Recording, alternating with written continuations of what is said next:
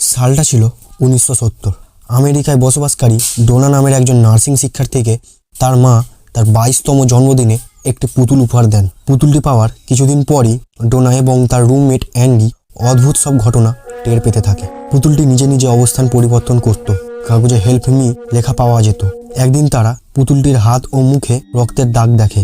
এই দেখে ডোনা এবং তার বান্ধবী অ্যানগি ভয় পেয়ে দুজনে একজন চার্চ প্রিস্টের কাছে যায়। সে বলে পুতুলটির মধ্যে আছে একটি মৃত ছোট মেয়ের আত্মা, যার নাম অ্যানাবেল হাইগিন্স।